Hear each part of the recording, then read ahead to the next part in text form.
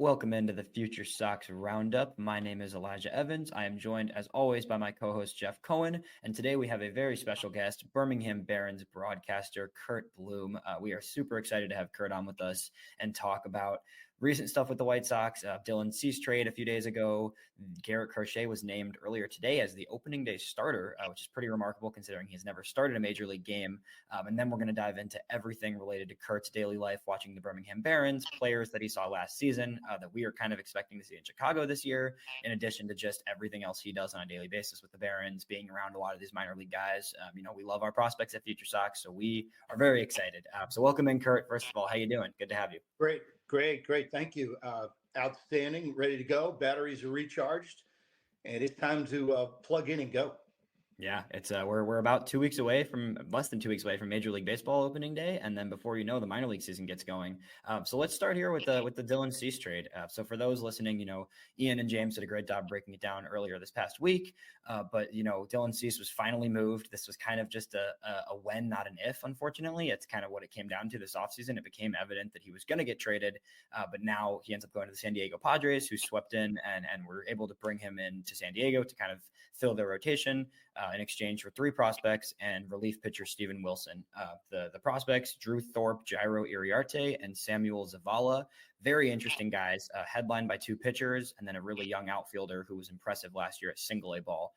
Drew Thorpe is a guy that we'll start with Thorpe. I want to get your take on this, Jeff, and if you've looked into it at all, Curt, as well. But Drew Thorpe's a guy who I think many expect to be in Chicago pretty soon. I don't think he breaks camp, but last year in Double A, at your level of ball, Curt, the guy had a 1.48 ERA in his 5 starts in Double A, and has already shown to be a lot of upside and a well-rounded game. He throws 5 pitches. He's just got a lot to like about him. So what have either of you seen from what you've read about Thorpe and just what you're looking forward to seeing from him? Curt, go ahead. Well, he starts off with a changeup, which is supposed to be a plus pitch from him. And being a right-handed pitcher, that's a major weapon that you can use on lefties because you're going to get lefties coming off the bench. And I think for White Sox fans, this is not Dylan Cease or Michael Kopech mid-upper 90s. This is mid-lower 90s.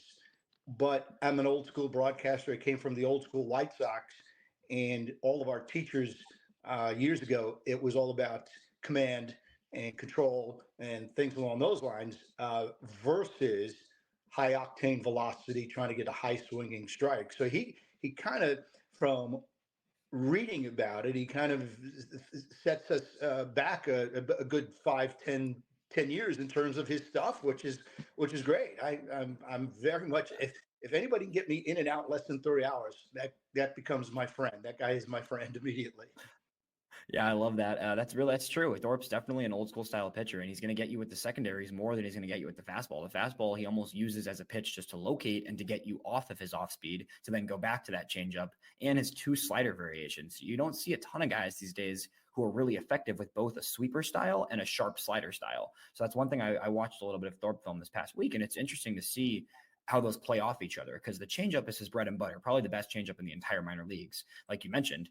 But then him having kind of 2 different versions of a sweeper and a slider that both have some different tendencies to them, and he's able to use them in different situations and different counts, is really fun to watch, and just someone that I think is going to be an exciting piece. Jeff, what was your thoughts from what you've seen from Thorpe? Well, I want to double back just to the trade in general. I thought the timing was great. Cease had a great spring.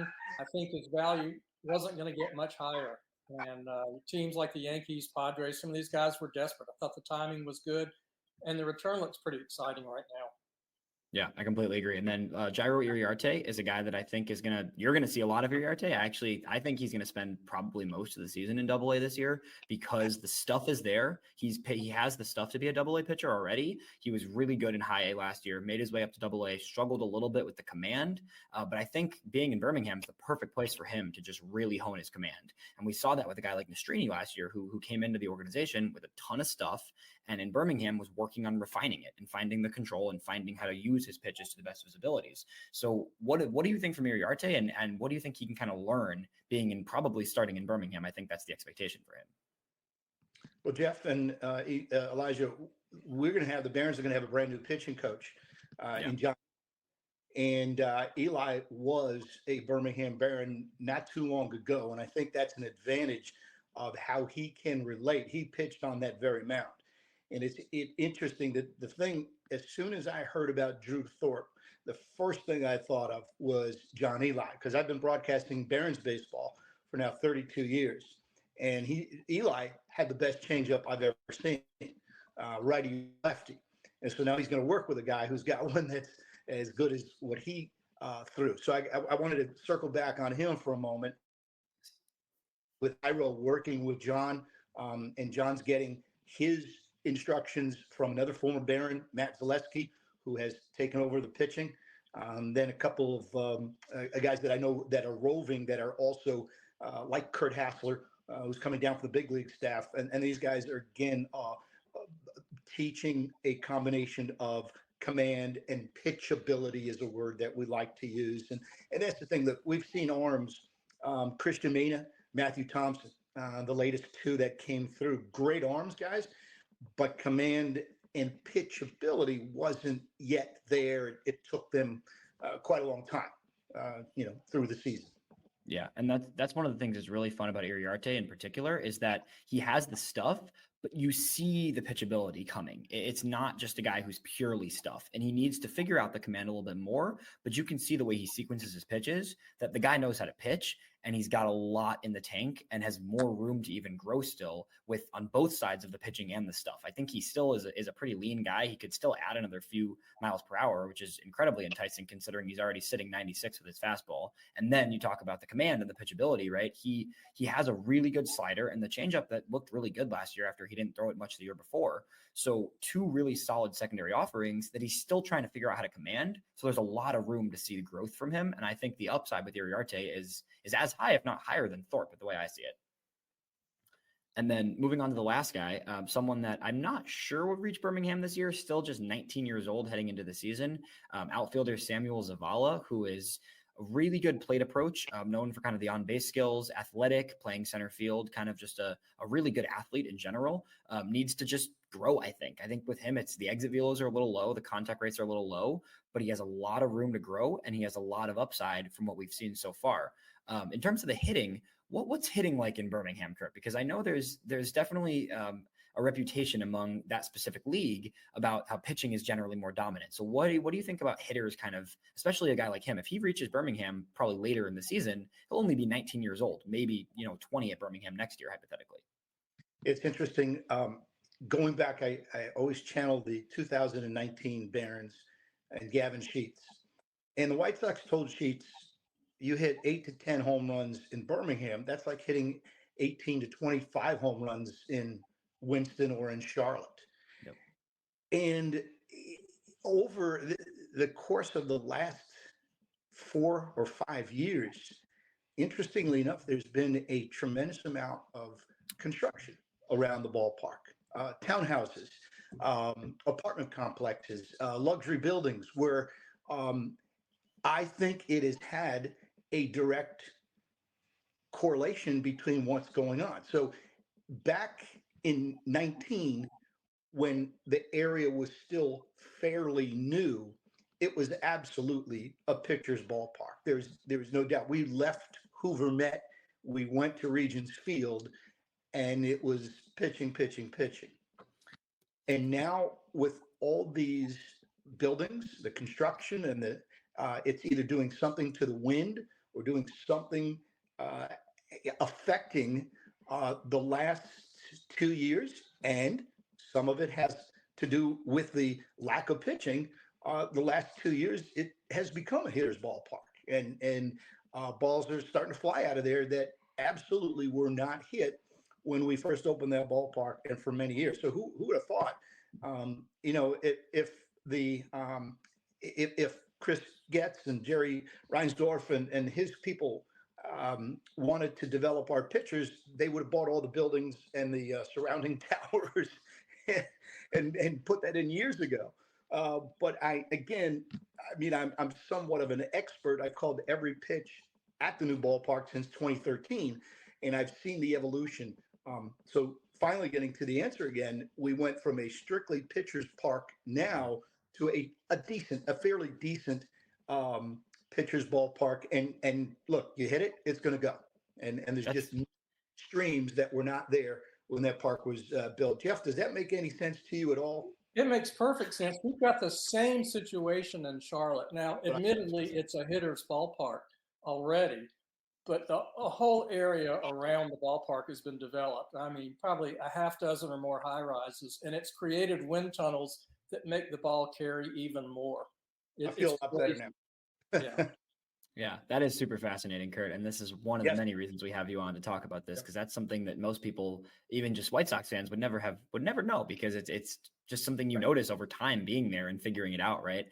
So it's exciting. This prospect return for Cease was something that's promising. I think it was I don't think it's an offer that, a deal that blew anybody away in terms of value, but 3 significant young pieces who are going to be part of the future of this team and all slot into, the top 10 in the organization, which is between last deadline and then this offseason and now this trade, right? Like, it's just a lot of pieces getting added to the system. And like you said, you throw a bunch of guys in there, some are going to hit. Not all of them are going to work out. There's going to be prospects that don't pan out, but a lot of these guys look really promising right now, and some of them are going to be serious big league pieces. So moving on to our next topic, Jeff, I'll start with you on this one.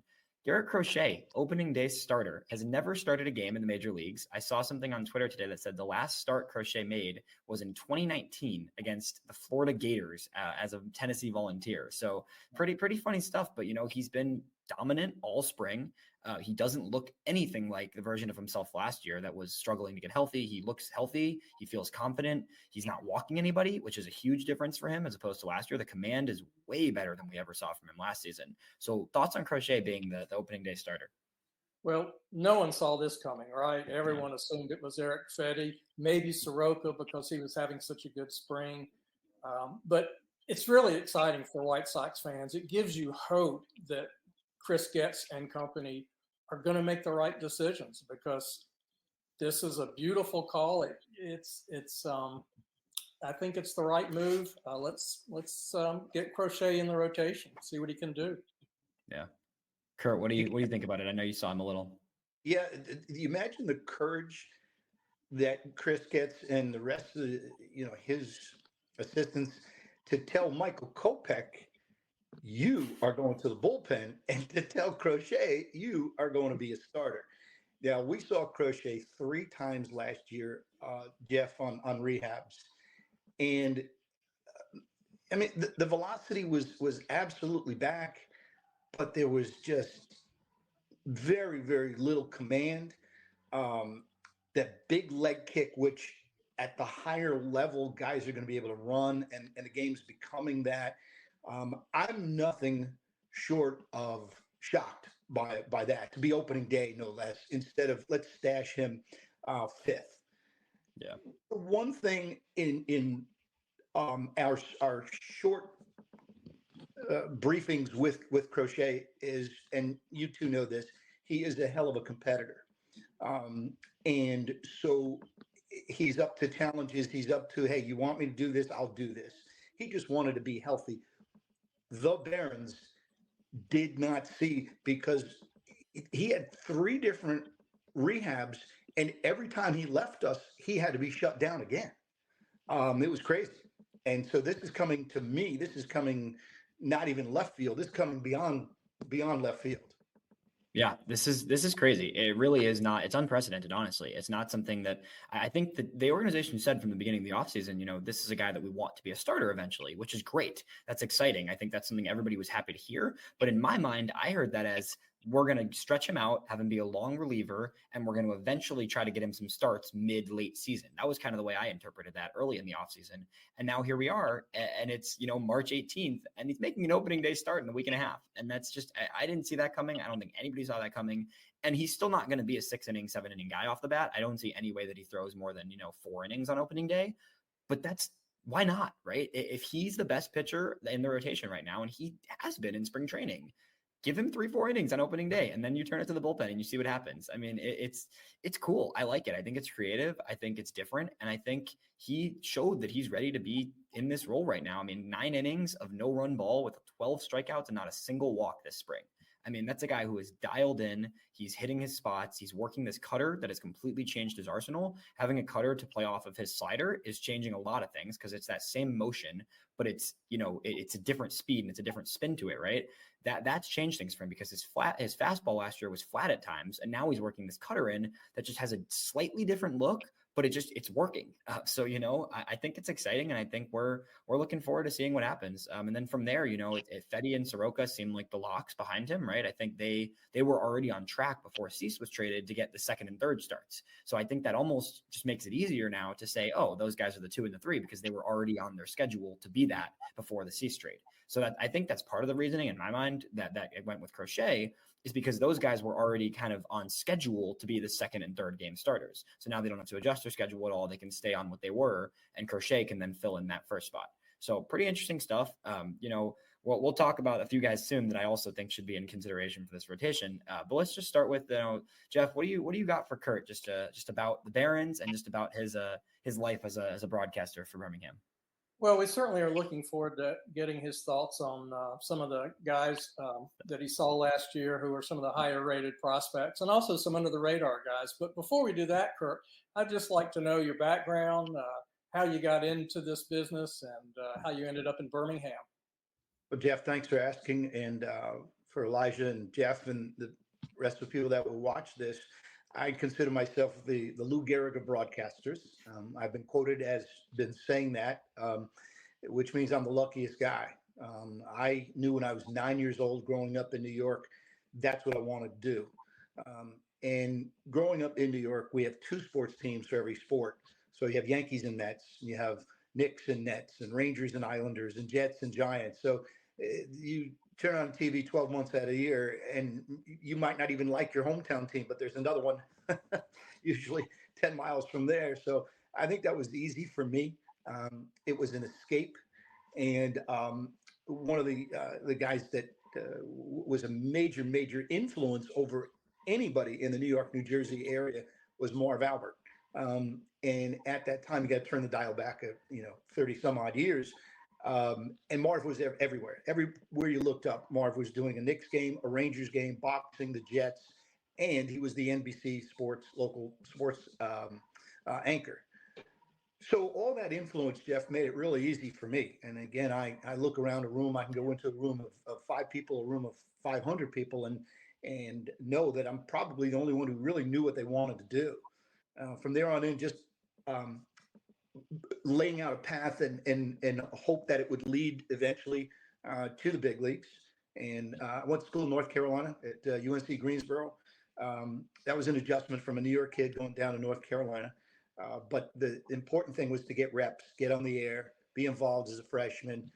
And I was.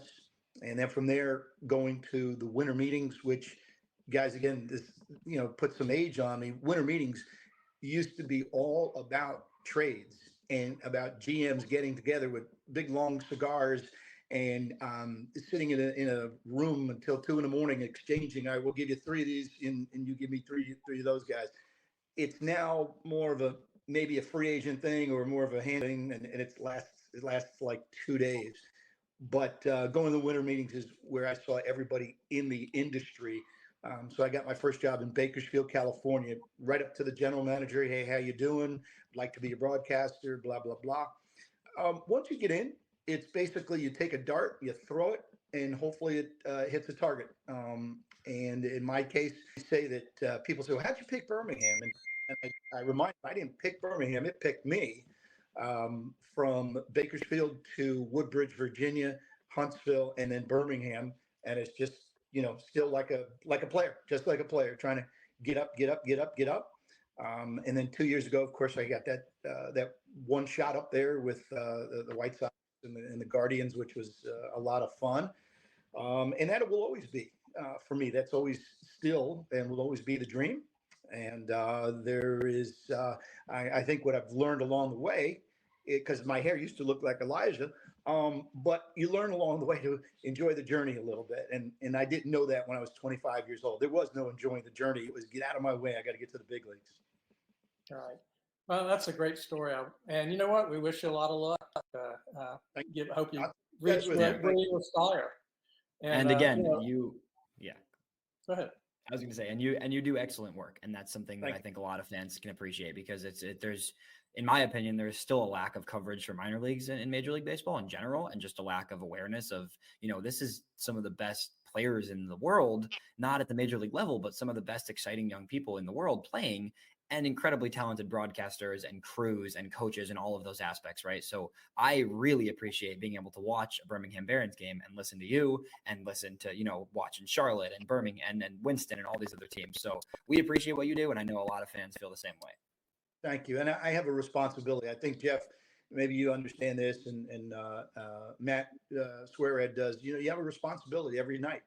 And what I tell the listeners at 7:00 Central, I said, for the next 3 hours, you relax, and I'll do the work for you. And that's no matter if there's one person, 100 people, or now that you have an app.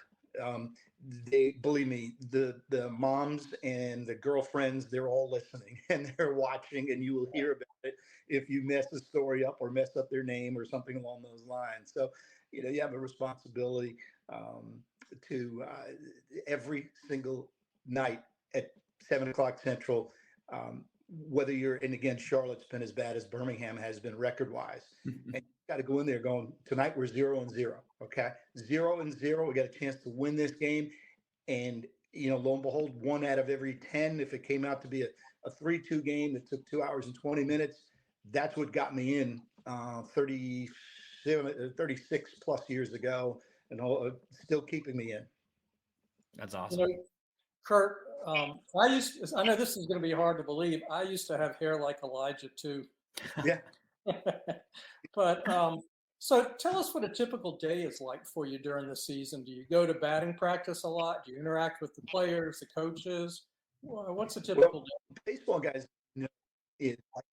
baseball is like no other sport in terms of the prep, because we play it every day. And here's the way I give a shorter version of that answer is, if I'm at the ballpark 1 minute later than 2:00, then I'm late. And that's for a 7:00 game. And even my mom asks me, and my family, why do you got to go so early? What are you doing there? And if I took a camera with me and someone watched me, you'd be amazed how quickly 2:00 becomes 3:00, 3:00 becomes 5 becomes 6 becomes your meal, your pregame, and all that. So, anyways, the first thing we always look for, both sides, are lineups. You can't do anything without lineups. You have to have your working card, your scorecard with lineups. And in my case, for 36 years prior, I fill out not only the starting 9 and the starting pitcher, but the entire bullpen and the entire bench.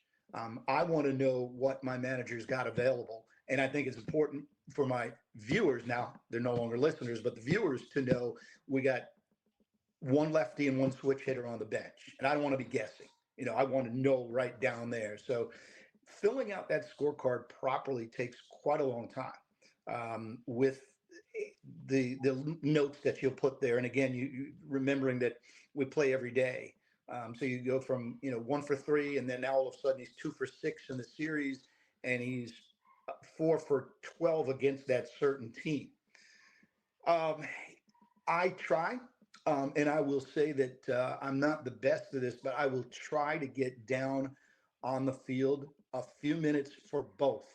But you have to remember, guys, is that we're in a special industry. We're in the entertainment business, and you have to enjoy. And again, that's something I have to reteach myself, is to stop the preparation, just screeching brakes, halt like a cartoon character, go down and just feel BP. Okay. Manager, a couple of minutes with him. I used to spend a lot of time in the bullpen. I wanted to see our pitchers. I wanted to talk to our pitching coaches. I really enjoyed those days. And being around the league so long now, I think it's also important. I try to introduce myself to the visiting manager, his staff, and get to know their players. And because of the way the broadcast is, if the visiting team wins, I'll have those guys up on my postgame show live. And so we've had all-stars and MVPs and rookie of the years and all that over the last several years come up and do post-game show. So anyways, you got you downstairs for a little bit. You go back up to the scorecard. There's look, we all got to eat. You got a budget, and I try to eat as early as possible. For me, in my day, that's somewhere around, it depends on the food served, but maybe around 5:15. You're wolfing and golf and just throwing it down. You absolutely, and that could be the time where I'm spending with the visiting radio guy. Tell me about your team. Let's go over pronunciations. Who's hot? Who's not? Why do you have so many wins? Why do you have so many losses? That's your time right there. He is going to be doing the opposite of what I'm doing, which means when I'm ready to go up to the booth, he's going downstairs as the visiting guy to talk with his team. And I always look, again, we play every day. I look for stories. I look for, he was a teammate of so-and-so at college. When we had Hackenberg. So I researched the 4 Hackenberg brothers and talked to Adam about that, and wanted to know what they're currently doing and things like that. Before you know it, you're upstairs, back upstairs in the 6 o'clock. I want to be near my equipment around 6 o'clock, and because guys, you can ask any broadcaster in the world, there's always distractions, and you might have had a late roster move. You might have had manager calls up. You build your relationship. He calls up and goes, "We've got a lineup change," and they got to start everything all over again. And then there's that time where I'm just thinking off the top of my head when scouts come in, and there was before the pandemic, scouts was part of what we do. I mean, their conversation coming into my radio booth and feeling comfortable asking me questions and this, that, the other. Pandemic hits, and then they kind of slowed down. But last year we saw, and it was, it made sense because the White Sox had a lot of pieces at that big league level that other teams wanted. So scouts would come in, and I think that's important, Jeff. So much of what I say, I need a scout who's trained, who can tell me what I'm seeing. Okay. Elijah was there and he saw that as well. And I want to make sure that what's coming out of my mouth and what I'm seeing is confirmed with what they're scouting and what they're charting and telling me, a 270 hitter playing shortstop. And there was a guy with the Tennessee Smokies last year, a shortstop, a 260, 270 hitter. And I didn't think the first day or two, he wasn't a high prospect, but I didn't think a day or two. And then he said, look at his hands, watch him, he will play in the big leagues. And that's the kind of invaluable information. We go on at quarter of, so 6:45, the music hits, and I am in an absolute zone. I am pumped. I'm ready to go. I've been blessed. You do the math. I can't. 36 years of 140 games, and I know that when the first thing that comes out of my mouth is good evening and welcome to the Magic City of Birmingham, Alabama. I want boom right there, right in the face, and I want somebody to relax, sit back, and let me do the work for the next 3 hours, and hopefully not only entertain but educate, and hopefully mix in a competitive game. I'll just leave it at that.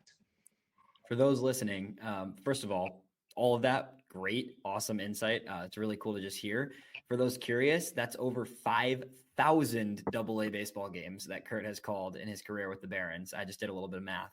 That's pretty incredible, honestly, that is. And I think that's just awesome to hear all of your takeaways and just everything that you go through, whether it be the other team and the detail you put into your work, because it shows. And it's cool to hear from the outside perspective, the amount of time that goes in between scouts and the other team and your own team and all the different things to just make sure that you have every piece of information you need. Jeff, I'll let you. Well, why don't we switch gears and talk about some players? Elijah, I know there are a lot of guys that you want to get into further. Yeah, let's do it. We'll start with this one because this is a guy me and Jeff have talked about a lot, and we just mentioned it earlier. What did you see from Nastrini last year when he came over to the Sox and made, I think he only made 4 or 5 starts with Birmingham. What were some of the factors with him that you see being, a big league pitcher? Because I believe he should be in the rotation for the White Sox today. I think he's proven in training that he's ready to be in the rotation, especially after the Cease trade. If not, he'll be in Charlotte to start the season. But Nastrini looks to be pretty dang close to being a White Sox starter. What did you see in the very limited time you got to see him, but what were some of the qualities that you stood out from him? First thing is maturity, and that is both on the mound and in the radio booth. Somebody who is, well-rounded, was very appreciative of what the Dodgers had built, that base that they built for him. And he mentioned that on the post-game show. He said, look, I wouldn't be here without them taking what I got. And then he's gifted with one of the nastiest sliders that some think you can teach, something you can't, but with our arm and then a slider as well, this was definitely an upper level pitcher. You know what I'm saying? I mean, this was not a guy that needs to be hanging around at the lower levels. So he had everything. He wasn't ranked, so whatever that means by pipeline as high as others at time of the trade, which is scary to see what else the Dodgers have. But an excellent haul, an excellent ask. And we go back again to the scouts. And it's the scouts who gave the input to Chris and his staff and said, because I know now how it works. And basically a farm director, GM, will say, we got a chance to make a trade for X, and we got 2 guys off of this roster. Here's the 4 names. Give me 2 of the 4. Okay. So Chris Getz himself might not know that he's getting Nick Nastrini, but the scout who saw him in the Texas League turns it in and says, we got to get this guy. And that's where you rely on other eyes and input of others. And so I think that part of it is very, very fascinating. But there's a maturity about Nick right out of the gate. Boom, just like that. You just knew he was well-rounded individual. That's the exact thing I noticed talking to him in Birmingham, and I've gotten to know him well. I had him on the podcast. I talked to him in Arizona this year. He's super mature. He knows what he's doing, and he carries himself in a way that is just professional. And he's there to play, but he's also there to talk and to be open and to analyze himself and to think through what he's doing. He's very cerebral with the way he thinks through pitching, which I can appreciate because it matters, right? Like there's more to pitching than just being able to have the stuff. And he has the stuff, of course, but he thinks about it and he thinks about his pitching and he considers his sequencing and he knows how to just play his stuff off itself and trust that he is a good pitcher and then use his brain to execute at the best of his abilities. Switching gears over to another pitcher that I think, not quite as ready per se as Nick, but someone who I think is going to have a shot to debut with the White Sox this year. Jonathan Cannon made his way up to Birmingham after being in Winston for most of the year. He wasn't great in his time in Birmingham, but he showed me a lot of things in Birmingham, even though he struggled at times, that gave me kind of a sense of confidence in him moving forward. What about him and kind of his arsenal and then just the way that he approaches pitching in general? Similar to Nastrini in terms of the maturity, Cannon's also a big guy who pitched at an elite conference at Georgia with SEC. And so that for 3 years he faced great competition. The White Sox the last 2 years absolutely pushed and rushed some, I'm hesitant to say players, certainly some pitchers like Cannon, who a few years ago would not have even sniffed Birmingham. And again, I'm not a farm director, so I can't tell you what's best, what's worse. He did not put up the numbers. He was also in the futures game. And he was not putting up those kind of numbers. You could see arm strength, and he did have that one game, not looking at the game, but he had one really, really solid game. What he's got to do, and I think Nastrini is a little bit ahead of him. Cannon's got to, first of all, get a third pitch and also command and last a little longer. Okay. And that's one thing about Nastrini. I think Nick could easily give you 6-7 innings without hesitation because he can get you out on the slider, he can get you out on contact, whatever. And Cannon's going to be more of a high ball pitcher, and it's again, you look at our charts, 4 1/3, 4 2/3, 5 1/3, 5 1/3, 5. In order to get to the big leagues and go higher and further, you've got to be throwing 6 innings up there every time out, and getting deep into games. Just listen to the great pitchers in the big leagues, and that's their number one goal: getting deep into a game and taking a Jeff, because we haven't had anything in this system resembling a bullpen. You turn it over, and it's not pretty, unfortunately. And so the deeper Cannon can go, the less outs you have to get at the end. Yeah. What do you see as his ETA? You think he needs another year in Birmingham and then half a year in Charlotte? You need an answer. And so what I think and what the new farm director thinks are two different things. I start him in Birmingham. I would give him 5 to 7 starts. Absolutely. And I would want him to dominate. And then if he does, and the numbers, don't worry about the numbers though, but just go out there, go deeper into games, have that dominant outing. You can't control what the other team or if your team is scoring, I should say. And then I would get him up to AAA and then keep him there the rest of the year because he's got to face elite hitting. He's got to face guys that are going to want to wear him down and wear him out. So answering the question, that would be sometime in 25. My time frame doesn't match what the White Sox are doing, but I don't think it's at 24. He's got to really take a major leap. Yeah, and it's interesting you say that. One thing I talked to him in Arizona a few weeks ago. He's kind of, so I'm sure you've noticed this. He's a guy who kind of messed around with like 6-7 pitches, right? He was trying to figure out last year a lot of what his pitches are.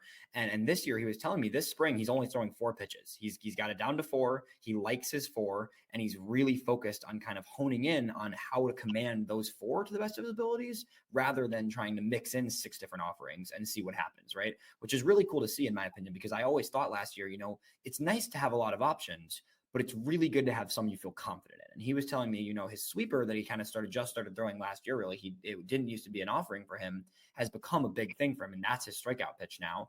And then he has his cutter and his sinker that are kind of playing off of each other in different ways now with the changeup mixed in there as well. So I like the way that he's approaching things. He sounds like he has an even more refined mindset right now. And that's going to be, like you said, he's got to, there's more work to be done there, but I think he has the makings of a guy who can be, at the very least, a solid big league arm, which is exciting. So, Jeff, do you have any other pitchers? I'm trying to think. I have one more, but I want to see if you have any other pitchers. Well, I'd like to talk about 2 other new guys, Jake Eater and Bush, and get your thoughts on those guys. It's funny because they are a tag team, aren't they? One, you have to say the other. Right. And it's remarkable, guys, because I've seen them at their peak in the minor leagues, and I've seen them at their worst. And that's what happens. And your casual fan, maybe not so much for this podcast because they know a heck of a lot more. That's not a casual. But I can tell you this: when the White Sox got Eater for Berger, there was a major outcry. How the heck could you give up Berger? He was hitting home runs, and he was the face of that franchise. And Well, 90% of those people never saw what Jake Eater did 2 years ago when he was healthy, and he was called the best pitcher in the minor leagues. All right. With Eater and Bush last year, their paths were identical. It was a mirror. So they both start the season hurt. They both didn't throw on the mound until about mid-June of last year. They both get started with their original organizations. Okay, all right, we're going along, and hey, I haven't pitched in a half a year, so I'm a little bit rusty. Gone. Just when you got comfortable, traded and gone. In the case of Bush, he faced the team that he just got traded for. Okay, the Angels are in our league, obviously, and Carroll and Bush were like a day later facing their teammates. And guys, we have to, and I hope that people that are watching this and will replay it, they'll understand. And I use this analogy a lot on the air. Imagine whatever you guys do and whatever anybody else is doing, and then someone taps you on the shoulder. Maybe you're a mechanic. Maybe you own the finest restaurant. But in this case, you're a baseball pitcher or a player and pitcher. And they say, you're traded. You're gone. Put down the knife and the fork if you're a chef. Put down your wrenches and your hydraulics if you're a mechanic. Put down your pens and paper if you're an accountant. And you have now, you'll be doing that for the competition, not for us anymore. We're done.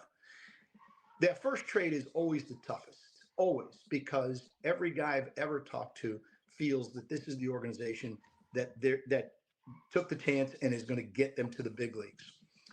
So we had two pitchers who 2 years ago were near the top of minor league baseball. Eder was on the cusp and called by many the best pitcher in the minor leagues.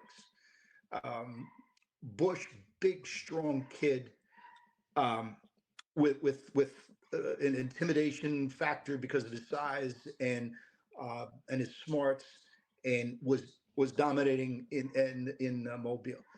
They both get hurt. They both miss a tremendous amount of time. They both get on the mound. They both got traded, and they both really, really struggled.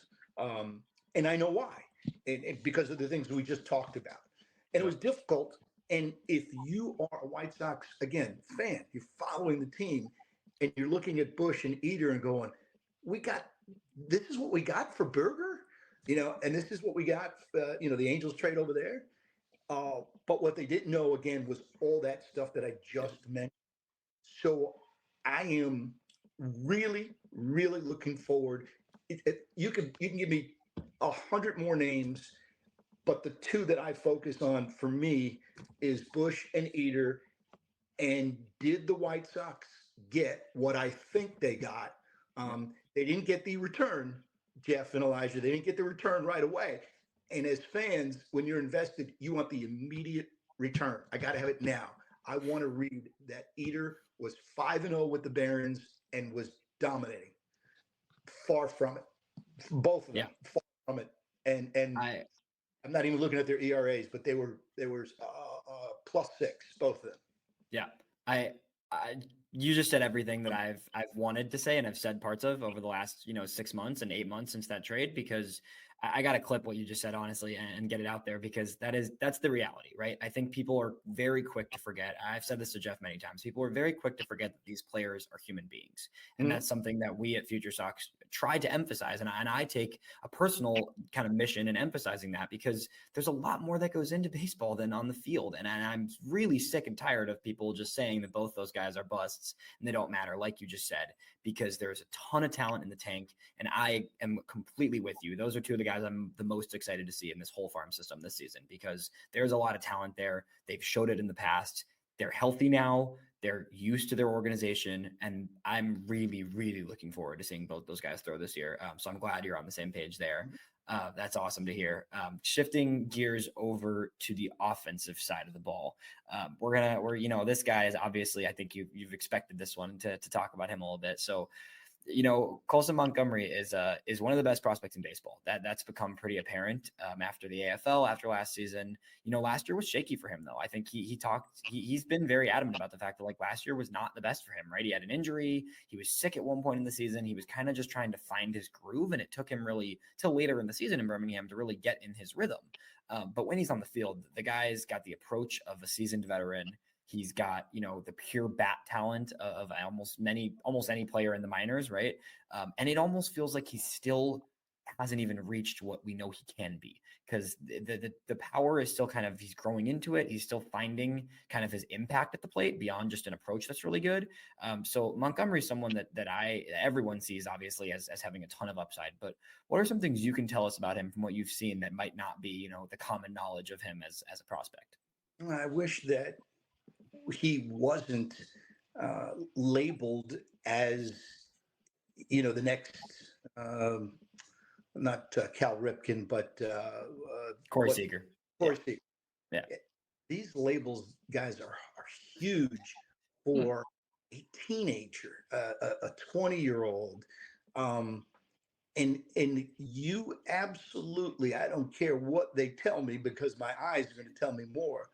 You go into that box, in that batter's box, and you're starting to think, well, everyone tells me I'm the sixth best prospect in all of baseball, and I better hit this one over the batting cage in right field, or else it's a failure at bat.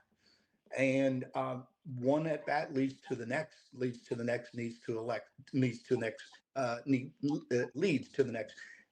As a scout told me, remove first round off of Montgomery. Just remove that label, first round, and then look at what you have. And you have a talented high schooler who has plus offensive approach and plus offensive potential, which is why you draft somebody, because of their potential. I don't want to play farm director again. I wonder at some point if I look up and we see him at third base, just because we started doing that with Jose Rodriguez and Lenin Sosa, guys who were advanced offensively, and they were big league guys. They would eventually get a taste of the leagues.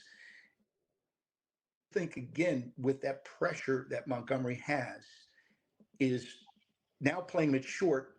There's nowhere to hide, and so the expectations. And every time he makes a play, Corey Seager. You look at the size. He's left-handed like Seager, and he would be best left alone if you didn't know what was there, in terms of the dual athleticism. He's a wonderful basketball player, as we all know. But I know, because I've spent now quite some time with him, and Colson will not.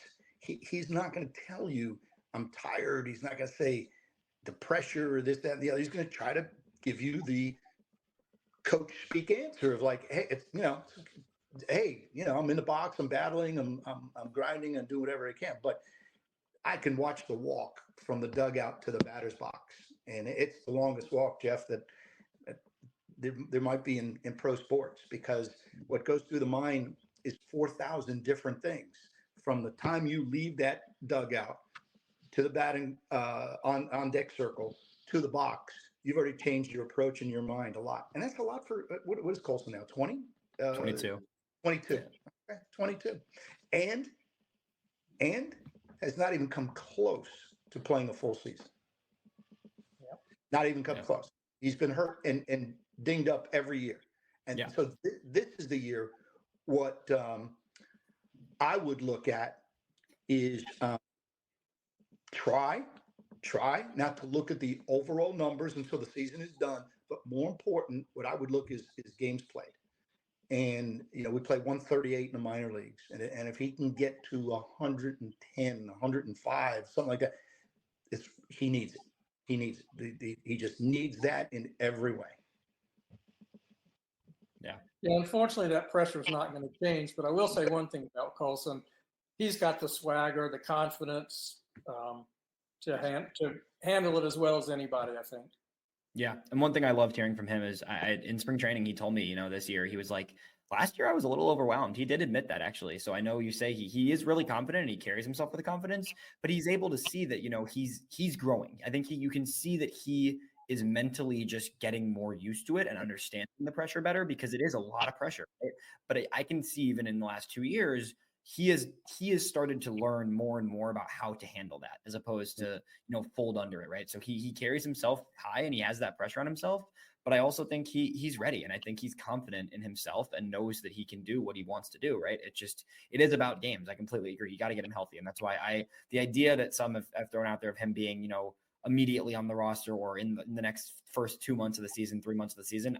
I'm very against that. I just don't. It's not that I don't think he's talented enough, because I think he could go up to the big leagues and be at least a serviceable player. But I think I want to see at least 3 to 4 months of him getting everyday reps in the minor leagues, just to get himself physically and mentally ready for the everyday grind of being a Major League Baseball player, because it's going to get more and more hard as he gets older, right? So I still think most people think he's going to get called up eventually this season, but I'm hoping it's more of a late season, mid to late at least, as opposed to any time in the first few months, because I do agree that he needs more of that everyday, in and out reps, just to be ready to play. So shifting over to another guy who started the season hurt last year, also has a lot of pressure on him, not quite as much as Colson, right? But probably the second most, well-known, well-regarded offensive prospect was Brian Ramos, who you got to see a little in 2022. And then again, for most of last season, once he came back from his injury. What about Ramos?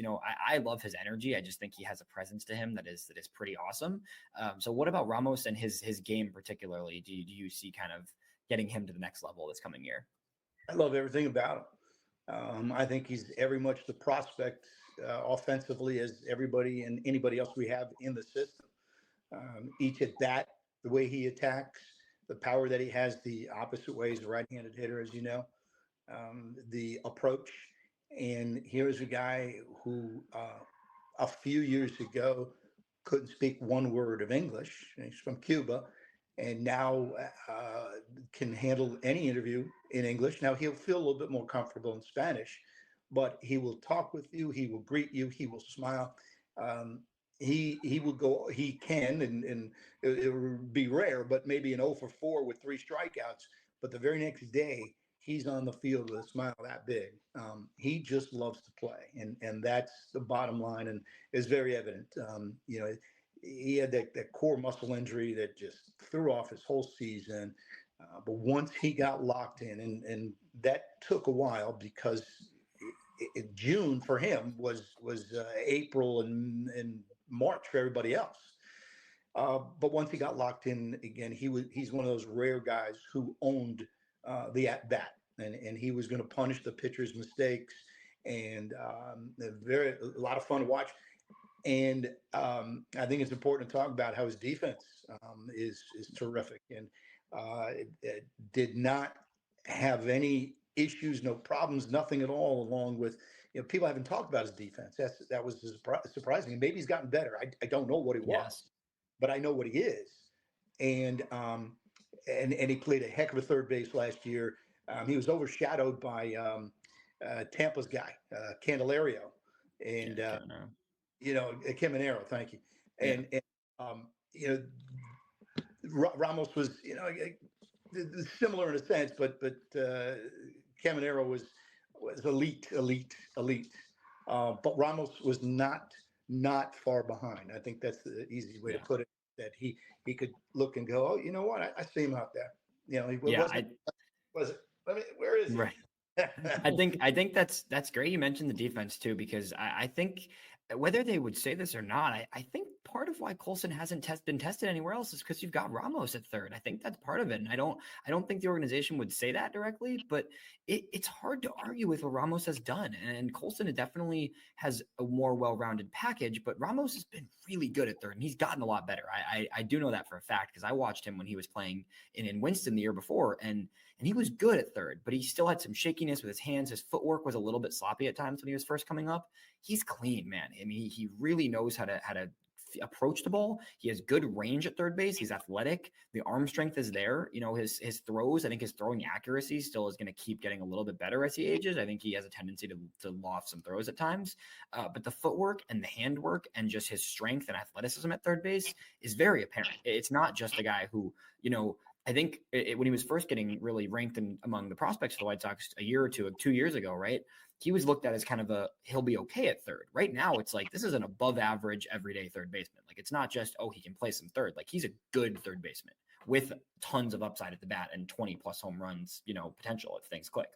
Well, the strength of him defensively is the ball, the weak 2-hopper, 3-hoppers that's hit in front, and he's got to charge it and throw off balance.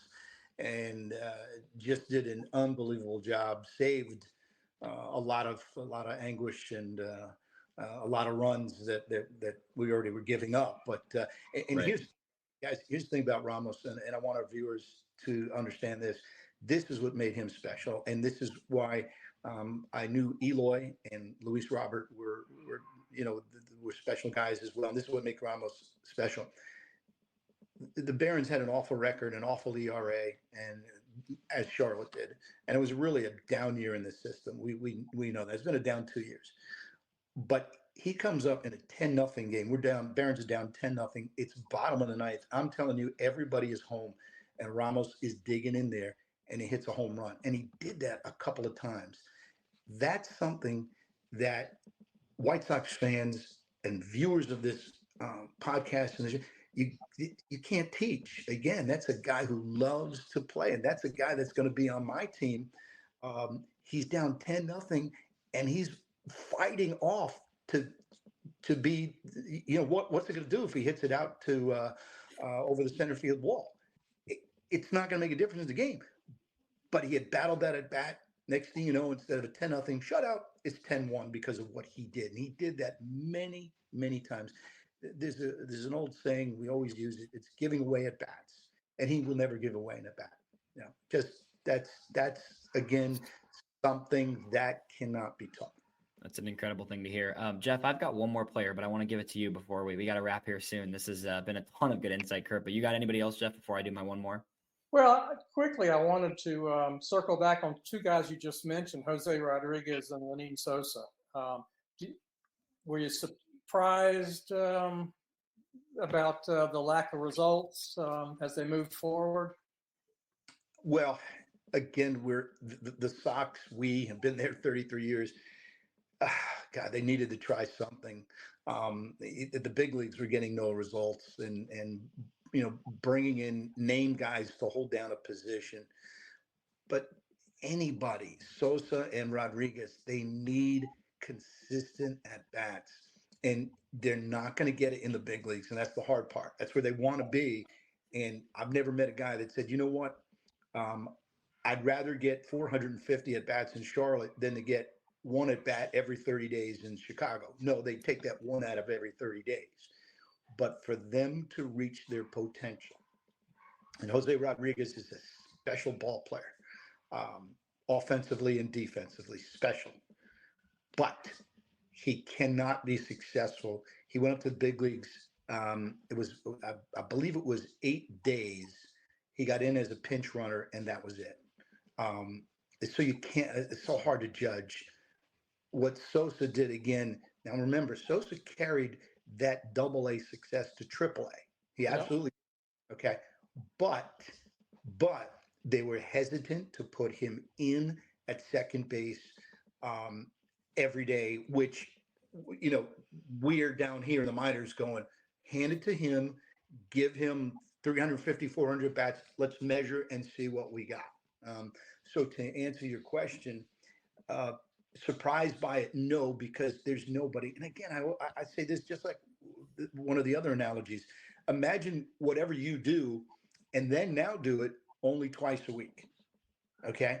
I couldn't be that good of a broadcaster if my only job, twice a week broadcasting. Right.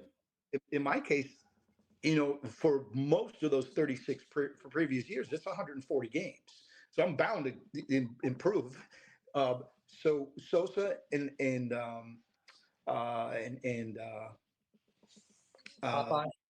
Popeye Rodriguez, I get him confused with the other. There's a Yolbert Sanchez too, not to be confused with Yolbert, but with Popeye Rodriguez and Lenyn, they're going to have to get 450, 500 bats before I measure them. Right. And what they do is they also provide. They provide right now at the AAA level. They will provide some depth that will allow, and I don't know where Colson's going. I'm looking at a preliminary roster, and it's too early. And the roster I got was before the Padres trade. Right. So everybody we talked about, give me a 500 at bat season for all of them. I'll throw two names out there because you always want to hear other. Hey, tell me, Duke Ellis and Terrell Tatum. Fairly profile names in this system. You talk about the White Sox, they were hurt, and in Duke's case, I think he played like 10 games, if that. And this is one of the fastest guys in minor league baseball. Tremendous speed, center field play, could bunt, run, do this, that, and the other. Played 10 games. So until, any of those guys we mentioned, got to get 500. A pitcher needs, in my estimation, 10 to 15 starts before we start measuring. Now you've got something that you can go by. Right. I've got one more guy, and we got to finish up, as much as I would sit here and talk to you for like 3 hours, Curt. But Wilfred Veras is the last guy I want to talk about, because it's rare to see a guy go to Double-A and get better. And that's a guy who was good in Winston, but then was amazing in Birmingham, which is really not something you see often. And I think defensively, there's a lot of questions around him. But what do you see just offensively with Veras that made him so successful in Birmingham? Elijah, you got to remember, he came up for Project Birmingham. I know. So we got our first look. At that time, I think he was 19. He was 19, yeah. The dude can hit. Yeah. Rolls out of bed. He's getting a base hit. Okay. So he didn't make the Barons out of spring training, came up second half of last year. And he's just a hit machine, man. An absolute mature, incredible approach, fearless, works the pitcher. And this is one guy where during Project Birmingham, we had to hide him because he doesn't have a place to play defensively. But last year was adequate and did not hurt himself in either left or right field. Made tremendous amount of strides. It's an elite bat that can't be taught. I don't know where it eventually fits, and neither do the White Sox, because he's played like 4 or 5 different positions. But you've got a guy and punish this league at a young age, put him in the outfield, and like I said, he held his own. Last year. I completely agree with you on all of that. I think he's going to find a role. I think the corner outfields are going to be the spot for him personally. And even if he ends up being kind of a DH outfield combo, right? Like the bat can play, and he just got to reduce his chase a little bit. And there's a lot to like there. Curt, thank you so much for coming on. This was incredible. Everybody go check out Curt on Twitter, Curt Bloom 4. And then beyond that, Birmingham Barons games. If you want to watch some of the future stars of the White Sox, there is no better broadcaster to listen to than Curt, and team to watch right now than the Barons. There's going to be a ton of talent there all season. Let me get a promo in there. Get a promo. Yeah, Friday. And it will be Friday, April 5th. Game Friday, 1. April 5th.